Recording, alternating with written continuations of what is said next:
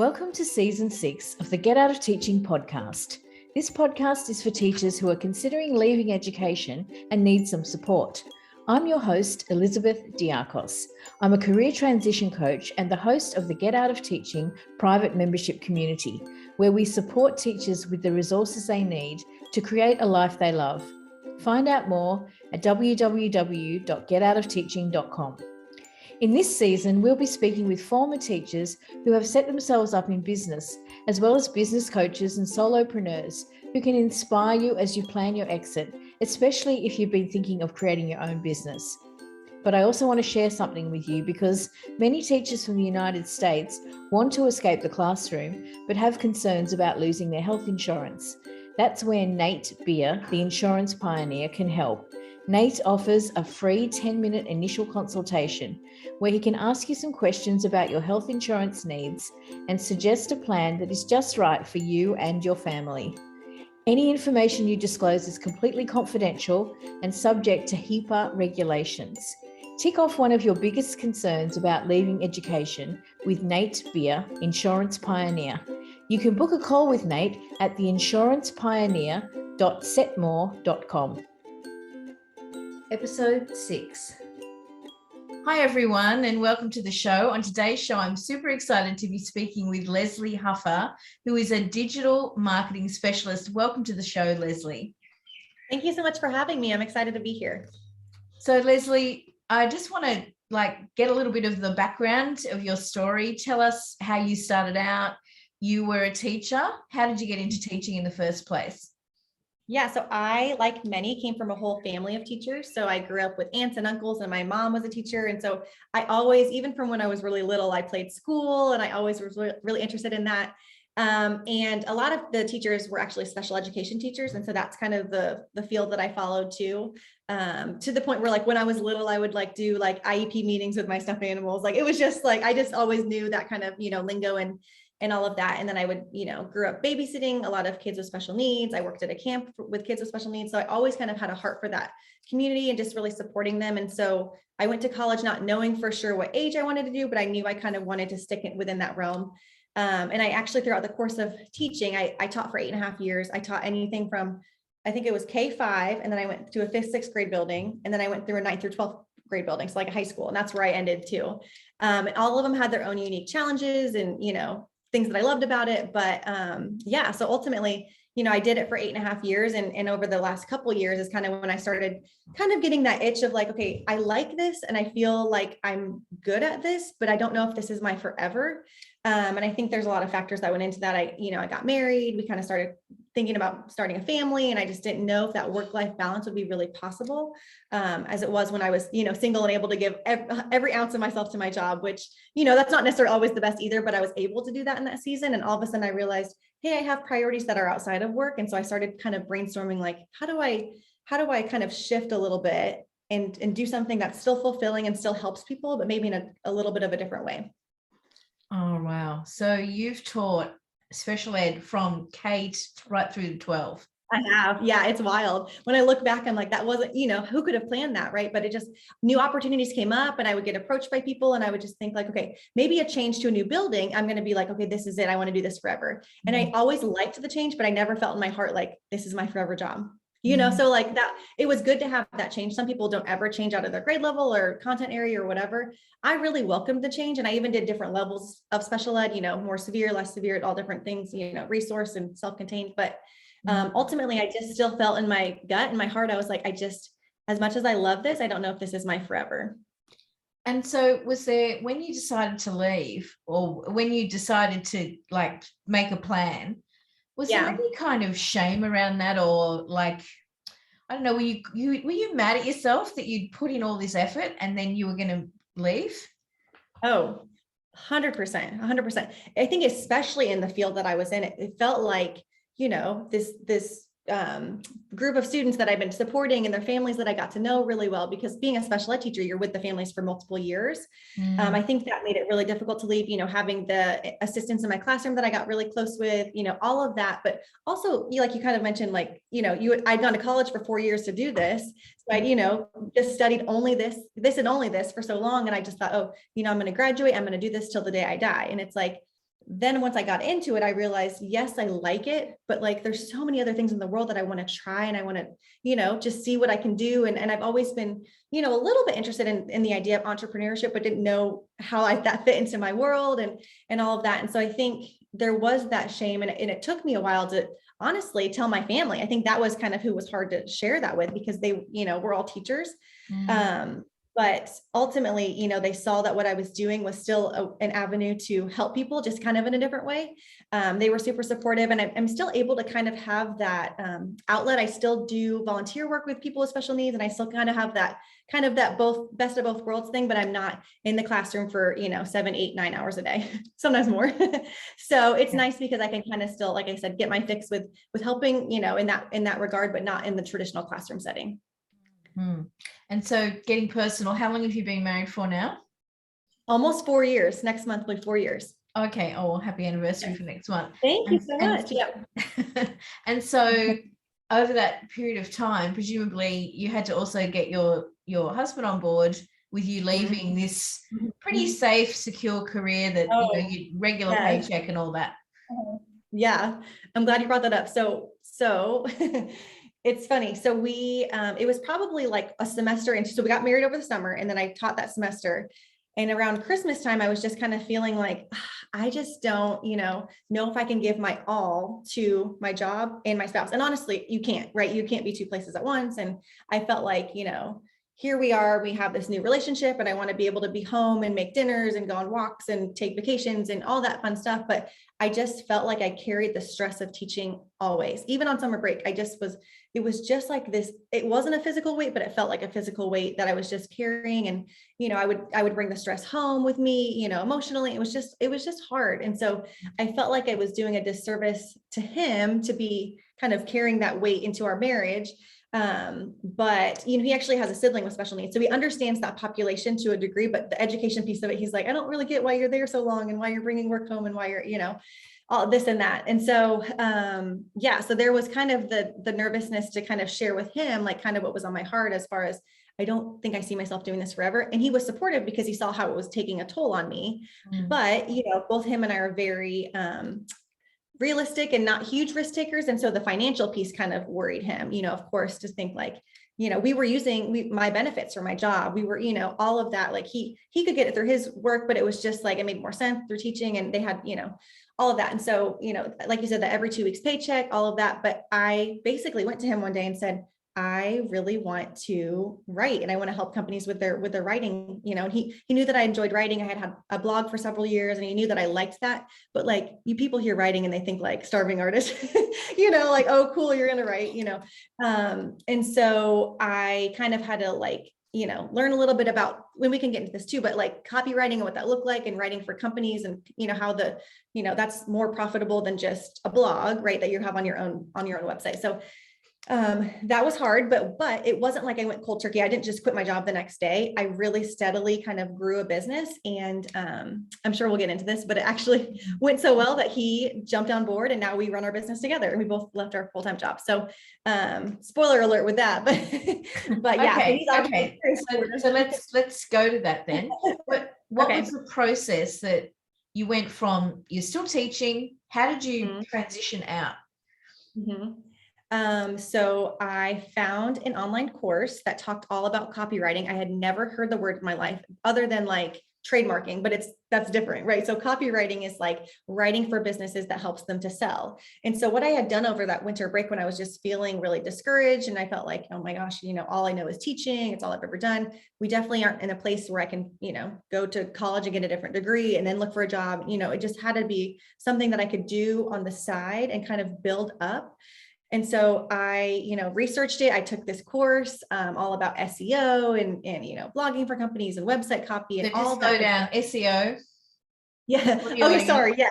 So I didn't know either. Right. This is all brand new. So search engine optimization. So it's what companies need and want to do so that they rank higher on Google. Because if you're at the top of Google, you're, going to be one of the first people that, consumers are looking for. They're not going to go to page 3 or 4 of Google. So if you have a really search engine optimized website, then you're going to pop up higher on Google. And so I was able to help companies like with that, so that they could be found easier, and then, So basically you're writing the copy that is using the words that people are going to search. So for instance, if you search Exactly. get out of teaching, Yep. and you'll find, Exactly. usually you find my podcast actually when you search Yep. that, but you find Yep. me through that. So that's how Yep. I get found, mainly from the Yep. podcast, but that Using keywords.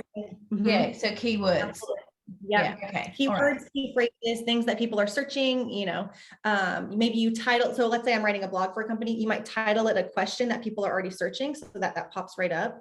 You might use location-based SEO so that if it's, something that it's like a brick and mortar store and, people are looking for something in that area, then your, website pops up. There's so much you can do with it. It's kind of crazy, how sophisticated, it really is, the algorithm and everything, but you need good SEO to really show up these days. And so that's kind of where I started with it, was just, I'm like, I just want to master one skill. And I already felt like I had confidence that I was a good writer, but I didn't know how to turn that into making money. That was just so foreign to me.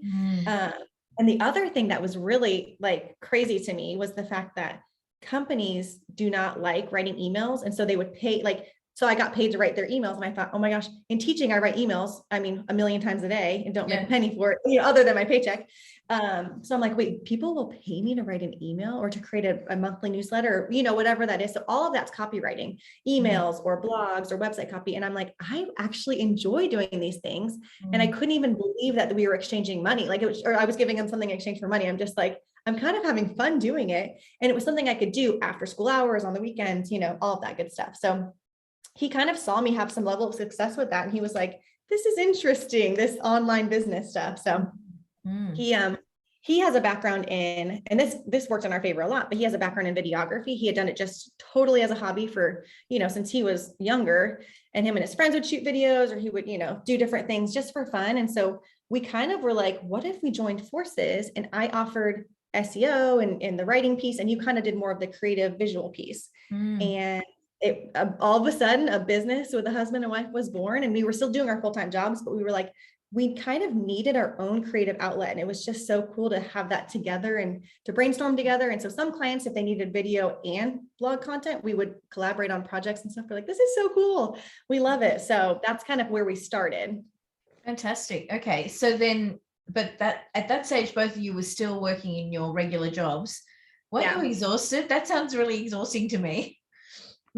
Yes, we were, but it was also so thrilling because I was like, we're building something. Every time, even if it was a really small project, it was just so amazing to me because, I came from the background of I taught, and then to make extra money, I tutored, right? Those were the two avenues I had. And, when I tutored, I would make, not a ton per hour, but it was still a little bit extra. So even, though we weren't charging these clients a ton of money, it still felt like a ton to us. And so I think there was that built-in incentive of okay, we're building something great in our free time. And it kind of felt like, I think so often we use our free time to watch movies or do, things that don't really add, much to your life. Not saying their leisure time is bad. We definitely still do that. But we kind of had this moment where we're like, okay, we can either, spend all this time on Netflix, or we can try to build something great. And so we just kind of looked at each other and we said, we're going to put our free time towards this, and we're just going to try it. And people might think we're crazy, and they probably did. But at that point, we're just like, it's a side hustle. Everyone, that's a very common thing today, that people want another income stream. And we were working really hard. We wanted to pay off all of our debt and all our cars and all that. We were really into all that. So that kind of gave us that financial incentive, but also how fun that we could use our skills that we felt like we had natural talent in, with me with my writing and my husband with videography, that we could do that and help companies and get paid. And we were like, this is amazing. So it made the late nights worth it for sure. And so how did you find your first clients, Leslie? So we started by cold emailing, and cold emailing kind of gets a bad rep. And I kind of say this as well, it can be very draining, but I had this really freak thing happen where my very first cold email, they booked me as a client, which that never happens. So it almost gave me false hope that it would be so easy after that. But yeah, so we connected, and, she was a local client. And so we were able to actually meet at a coffee shop, and I was able to help her with her website, and she's still a client today. It's really incredible that we kind of formed a connection, and she's given us referrals. And then our next client was actually a family friend. So I think that's another good place to start, is somebody that knows you have integrity, knows you're going to do a good job, willing to kind of take a chance on you as a newer company. And so that's kind of where we started. And all of a sudden we had, success stories and we could get referrals from there. Okay. And so then did you create a website after that? Yep. Yeah. So we kind of throughout all this. So the first client, this is kind of funny. So she wanted me to make her a website and I said, okay, let me get back to you. And I went back to my house and I literally Googled how to make a website. And then I made our own website to make sure that I could do it. And then I said, sure, I'll make one for you. And I gave her a great deal because she was, I was new. And so I learned out of necessity because somebody needed that skill. And that happens all the time, right? You're just like, how do you do that? How do you figure that out? And so people really will pay you for your knowledge so they don't have to take the time to Google it themselves or, set it up themselves. Yeah. And so, I was always really transparent. Like I haven't done one, but I'm happy to look into it and see if, it's something I can help you with. Cause I just love learning. And I think there's so much knowledge out there. If we, kind of dig deeper and like I said, Google, YouTube, everything's kind of out there, but, I was able to kind of piece it together and create this website for her that I was like, I'm really proud of this. Like I, probably spent more time on it than somebody that's more seasoned, but it was kind of fun for me to learn and figure out. And she was so supportive and so great. She was such an amazing first client that we really lucked out with that.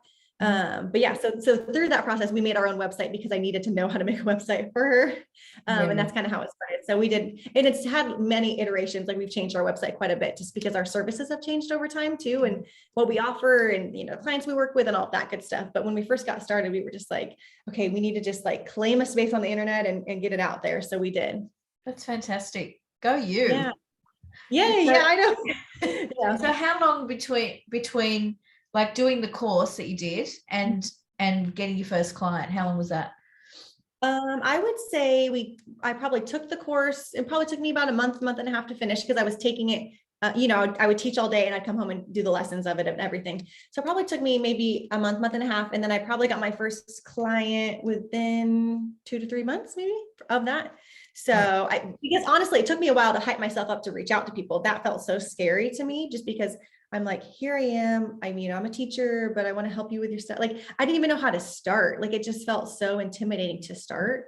And at that time I was doing it on my own. My husband hadn't joined yet. And so I was just like, okay, I'm going to prove this to myself and, that I can do this and I can put myself out there. And I'm so glad that I did, started when I did, because I think sometimes our fear can hold us back from even starting, and you just don't even know, what the possibilities are if you never even put yourself out there and, experience a little rejection. I have a thicker skin than I once did, and I'm proud of that. So I just kind of put myself out there and it worked out for me. Yeah. And so I think that's what you said about that fear. That's really often what does hold people back, and the possibility of being rejected or having someone kind of scorn you or go, oh, what would you know? You're just a teacher. But your experience was actually people valued that you'd been a teacher. Yes. Yeah, absolutely. So that was some advice that I got probably 6 months to 8 months in. I was talking to a friend of mine and I said something like, I don't ever know how to frame things when I'm reaching out to potential clients, because I'm like, I kept using that phrase. I'm just a teacher. I'm just a teacher. Like, that's all and she literally looked at me and she was like, you being a teacher is amazing. People love teachers. She's like, use that, be honest with them, be transparent with them, tell them your background and just see how it goes. And so slowly I started doing that in my discovery calls and in my meetings. I just mentioned oh yeah, I'm actually a special ed teacher and I'm, doing this on the side, all that good stuff. And people resonated and responded. I mean, not people in education. I'm talking plumbers and roofers and different, because people really, in my experience, hold teachers to a high regard, and they really, respect. And I think they know that as, if I have a teaching background, I'm not probably going to take their money and run. And you know what I mean? I don't know. There's something about that kind of builds trust a lot faster. Yeah. Reliable and yes. maybe honest and Yes. Yeah. And that I'm really, detail oriented too. So some people were just wanting, especially when it came to writing, they wanted someone to proofread a website or something. And they were like, oh my gosh, a teacher would be perfect. Or with their emails, a teacher would be perfect because they know that we do that day in and day out.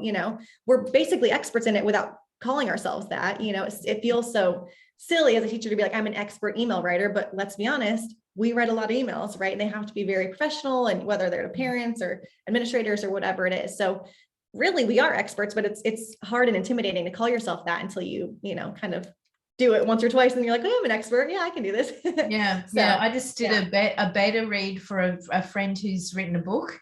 So I just read the second draft. and I got stuck because there were so many grammatical errors. I was just cringing. I'm like, You I can't turn your can't. teacher off. So Yeah. I had to make a table and put all the errors in, and said to her, I'll read it, but I have to tell you about these things, otherwise I can't keep reading. Like, I have to stop and fix and just at least acknowledge that this needs to be corrected. And so it took me twice as long, and I had to sit, instead of sitting by the pool on holidays reading this book, I sat in front of my computer and read it. But still, I did it. But yeah, I just was like, oh man. And I'm like, would I want to be a proofreader? But I don't know. I think it's so easy to overlook mistakes like that. I think it's a really hard job being a proofreader. Anyway, we digress. For sure. Yes. But it comes more naturally, I think, with teaching, because we kind of are always looking for those, not always looking for those mistakes, but, we notice it more often because we're grading papers or we're, helping our students through that. So it comes, a little bit more natural. So when someone asks you, they're like, well, if a teacher's looking at it, it's going to be perfect. It's going to be, teacher approved, I guess. So that actually works to my advantage, which I was really pleasantly surprised. And then I was like, why would I hide that part of who I am and just make it seem like, oh, I have, I don't know. I just felt like I was not ashamed of it, but I felt like it wasn't very credible in the business world. I felt like, okay, there's the education world and there's the business world, and they're very separate. And I think more and more they're really merging, and it's really a kind of a cool thing to see. That's awesome. And that gives hope to everyone else who's listening, right? Yeah. It's doable. So when did you, at what point did you begin to get to the point where you were about to replace your teaching income or getting close to that? Yeah. So, as crazy as it sounds, when the pandemic hit with COVID, it actually was really great for the digital marketing industry, because, all these companies realized they needed to really shift their focus to what they're doing online. If they were, mostly door to door or brick and mortar, kind of in person things, they were like, wow, we really needed a strong online presence. So that was kind of the time where we realized, a lot of companies need this, but also the time where my husband and I realized, like, wow, we love working from home. So it kind of lit a fire under us to be like, wow, we love doing what we do. And now we see that the need is only going to grow from here. Like, let's do this. And so that's when we started putting together retainer packages, which means that they pay us month after month after month. Because with writing and with video projects, that's what we were struggling with. Like, we could have a great one, 1 month, and then we could go months without it. And we're like, this isn't, reliable. We can't quit our 9-to-5 jobs and do this every couple of months and cross our fingers that we'll get someone, the next time. And so we're like, we really need to have something set up where it's a month after month. So we learned a new skill when COVID hit. And it was that same kind of mindset of, we can watch Netflix or we can learn a new skill. And so we said, so we took another course and kind of did that one together. We learned, about Google ads and Facebook ads and all of that stuff that really lends itself to that month after month service for companies. And then we were actually able to group in our previous offerings. So like, I would also do a monthly blog for them, or I would do their email marketing, or my husband would do a YouTube channel, so he would be uploading videos for them, or he'd be even editing videos for them and putting them up there, all of that. So we were able to take our previous knowledge, add a little bit to it, and then really create some really, great packages that companies were like, it's a no-brainer. We need the help. These people are, ready to help us. And we were able to connect with the right companies and get to the point where financially we're like, okay, this is reliable income and this is good income. And we're like, we could do this. Like, this is really, really cool. So I think that was kind of like 2020 was when it really lit a fire for us. And I don't think I mentioned this, but the real reason I wanted to kind of start something different was because I really had the dream and the desire to one day stay home with my kids. When we started a family. So I'm like, I just knew with teaching, we have to figure out daycare and all of that. And I don't know, I had a stay-at-home mom. Like, I just felt like that was something that I really wanted, for my kids. And so I wanted an avenue to do that. So that kind of lit the fire too. We weren't, expecting at that time, but it was just one of those things where I'm like, we need to start planning for that, whether that's we're growing our finances to that point, or we're getting to the point where I'm actually able to leave teaching. Cause that was really the goal, was like to get me out of teaching. And my husband was going to stay at his job. He did corporate sales. But it grew even bigger than that. So wow. Yeah. So what advice would you give to someone who's feeling that fear around just starting the new thing? What would you say to that person? Yeah, I would say the scariest part is starting. And one of somebody that was like a kind of a mentor to me in the beginning said this to me, and I'm like, okay, I don't really totally get that. And now I look back and I'm like, that's brilliant. She said, what you start with is not what you finish with. So like the business you start with, let's say, for example, is not the one that you're going to necessarily have forever. And I'm like, when I first started with copywriting, I thought, I'm just going to write blogs and email copy. And that's great if that's what you want to stick with. But it's been really fun to see my company kind of, my expertise, my business kind of evolve over time. And so if I had not taken that one copywriting course and taken that leap and invested in myself, like that's really what it was, Liz. Anything in that course, I probably could have, pieced together from Google and, figured out, but it was just like, I looked at somebody who had done it and put it together in a course for me. So it was able to like easily digest it every night after school. If I hadn't invested in that, which for us at the time, like, I was a teacher, like we didn't have like tons of extra money, laying around, but it was like a conversation with my husband. I said, I really want to do this course. It was to me a little bit out of our like financial, means to do so. We just kind of said, we're going to make it work. And like I said, I was investing in a new skill, but really I was investing in myself. And I realized like, all of a sudden I started to view myself as a business owner, and I got, started to like work with actual legitimate companies and really help them out, and to see, a blog that you write be live and in the world. Like it was so amazing. It was just so fun, or to, see those emails go live or the newsletter, whatever it was that I was creating. It was just so amazing. But had I not started and had I not invested in myself, I wouldn't be here today. My gosh, I would still be piecing it together all on my own probably. And just, not near to the point where I am in the business. Yeah. Yeah. And so what's your focus now? As far as our business? Yeah. Yeah. So yeah, we're still focusing on, helping those companies, a lot more like service-based businesses, get more leads in. So whether that's, plumbers or tech companies or healthcare companies or whatever it is, like we get more eyes on their website and on their social media channels so that they can grow.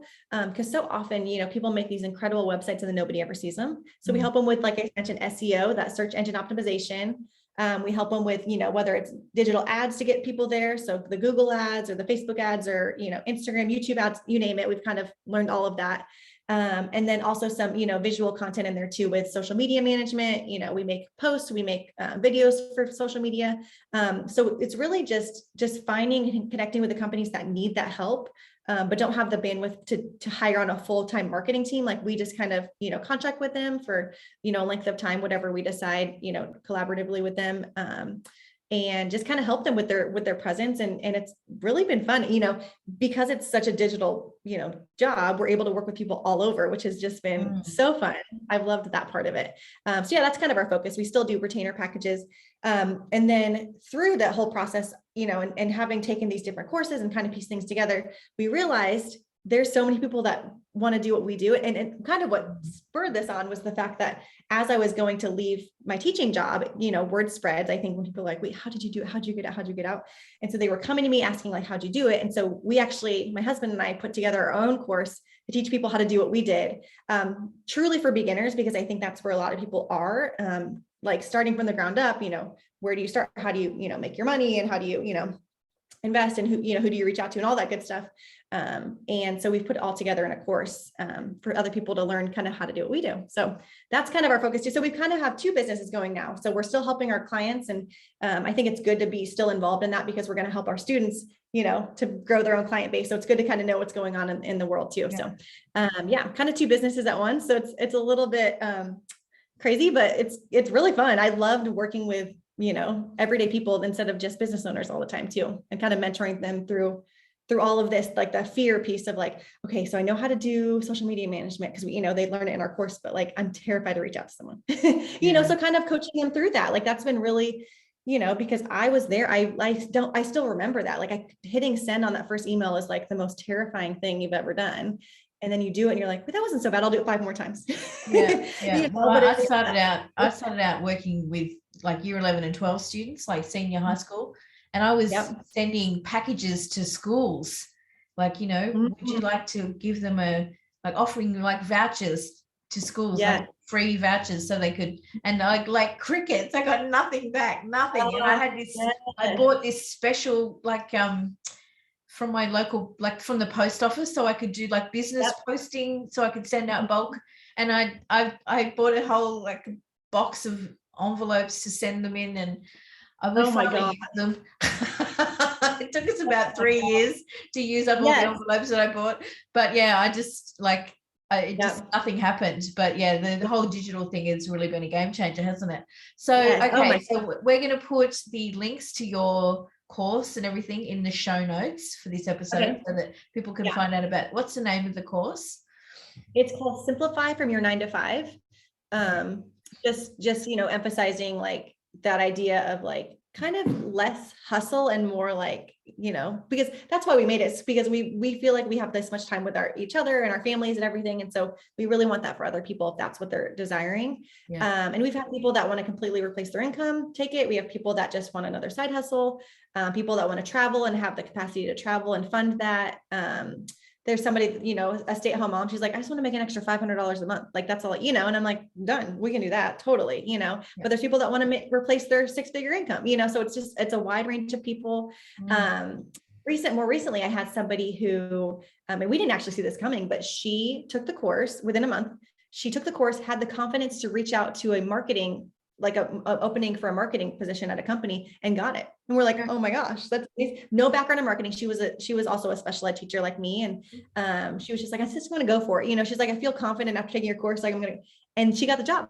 And so she's going to be doing that job and also growing her own business on the side too. They're good with that. So it's just kind of cool because I'm like, wow, that is so amazing. Like I never thought that would be the avenue, people would take. So it's just another, stream of income. And if there's, interest in just creating something like that for yourself, like, why not? Like I said, a mom that wants to make $500 a month or someone that wants to make 10K plus a month, there's room for everybody because you can really scale up or scale down. So yeah. And also, I also wanted to share that I did create for your listeners, if it's interesting for them, a free download that's called all about transferable teaching skills and just how those really like lend themselves, to the online business world. And so that's, available for free if anybody wants it too. And if you want it, you can put a link to that too, or I don't know the best way to do that, but I'm happy we're definitely going to do that. Yeah. It's a whole little, awesome. Like a digital download that they can completely free, and it just goes right to their email, and they can just, I don't know, I think it's what I would have needed, just kind of to hear like, I already have these skill sets. Cause I think that phrase of I'm just a teacher comes up so much. And I think we put ourselves in a box like other industries and professions don't, so I think teachers are just the best. We're so talented in so many ways, but we just think we can only have this talent in a traditional classroom. And that's just not true. Yeah, I love that. Thank you. Yeah. So before we wrap this up, I've got one final question for you. I didn't even warn you about this, so apologies in advance. What's your favorite song? My favorite song? Yeah. Is that it? Oh gosh. I don't know. Like I'm the type that like loves like anything like upbeat. I'm the type that unabashedly like dances in my car and sings in my car. So I'm trying to think of like something upbeat. My favorite song, I will tell you this, is to karaoke to of all time, is Carly Simon, You're So Vain. Really? That's like my go-to. Yeah, that's like a classic that everybody knows. Okay. But I don't even know, like today, like I'm not even sure. I just came from, my last job was at a high school. And so all the music they listen to, I'm like, what even is this? What is this stuff on the radio now? I think it's just gotten so different, but I don't know. I like I said, I like that Carly Simon, era what is it about that song that you love? I think I love, so it was in the movie, How to Lose a Guy in 10 Days. And I think they performed it. So I always thought like it was kind of cute and catchy. Yeah. And so if anyone ever says like, what's your go-to karaoke song? I'm like, oh, Carly Simon, You're So Vain. So memorize all the words, have all the moves down and everything. That's impressive. I love it. I'm committed to that. So probably, I guess that one. Okay, of all time. I certainly remember it from my own childhood. So that's how old I am. Yes, for sure. Isn't that funny? Nice. It's kind of been brought back. I feel like, it's a little bit, at least in my mind. Yeah. But okay. Yeah. Well, Leslie Huffer, thank you so much for sharing your wisdom and insight today on the Get Out of Teaching podcast. It's been awesome speaking with you. It has been so fun to be here. Thank you so much for having me. You've been listening to the Get Out of Teaching podcast with your host, Elizabeth Diakos.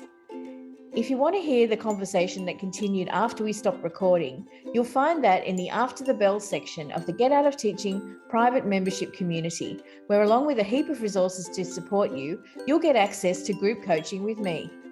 Join a community of teachers who are ready right now to plan their exit.